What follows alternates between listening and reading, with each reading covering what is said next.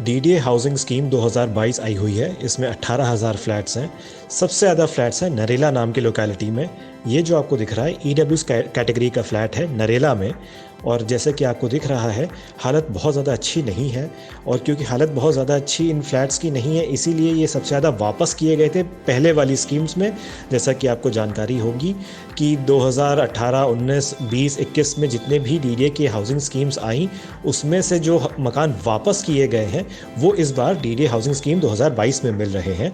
और इसमें आपको नज़र आएगा, वीडियो के बीच में आप देखते रहिएगा तो आपको नज़र आएगा कि जो रॉड होता है लोहे का, बालकनी में लगाया जाता है जिससे कि लोग बाहर बालकनी के ना गिर जाएं, वो लोहे के रॉड के बगल में प्लास्टर कैसे अजीब सा लगा हुआ है, कभी भी टूट सकता है।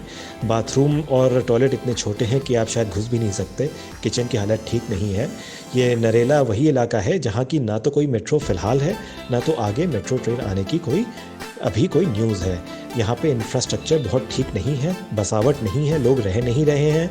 ये बसी हुई कॉलोनी नहीं है, और क्योंकि बसी हुई कॉलोनी नहीं है इसलिए यहाँ पे कोई टेम्पो बस वगैरह की सर्विस भी नहीं है। आसपास कोई मेट्रो स्टेशन नहीं है।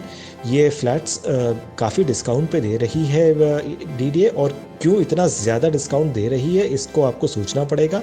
डिस्काउंट नाम की कोई शब्द रियल एस्टेट के क्षेत्र में, प्रॉपर्टी के क्षेत्र में होता ही नहीं है, फिर भी डीडीए डिस्काउंट दे रही है। इस बात पे आपको बहुत चौकन्ने हो जाना चाहिए।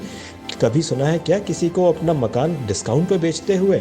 अरे जूते, चप्पल, कपड़े लत्ते, यहाँ तक कि दवाओं पे भी छूट मिलती है, लेकिन रियल एस्टेट के क्षेत्र में कभी भी कोई छूट नहीं मिलती है। डीडीए क्यों इतना सस्ता बेच रहा है ये आपको सोचना होगा। इस वीडियो के एंड में आपको नज़र आएगा कि कैसे अगर आप इस फ्लैट को लेते हो तो आपका अड़ोस पड़ोस कैसा दिखेगा, आपके नेबरहुड में क्या क्या चीज़ें हैं, और बालकनी वगैरह से व्यू कैसा दिखेगा। जैसे कि आपको पता हो कि दिल्ली सरकार ने सर्कल रेट 20% कम कर दिए हैं, और ये स्कीम जारी रहेगी जून 2022 तक।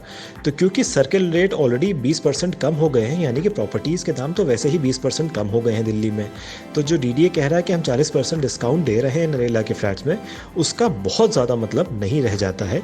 ये चीज़ आपको कंसिडर करनी होगी। और ये भी चीज़ कंसिडर करनी होगी कि क्यों नरेला के फ्लैट्स इतने ज़्यादा वापस किए गए थे प्रीवियस अलॉटीज़ द्वारा। जिनको अलॉट कर दिया गया था उन्होंने वापस क्यों किया गया था। ये उल्टी वाले फ्लैट्स हैं। किसी को उल्टी क्यों खाना चाहते हैं आप दोबारा?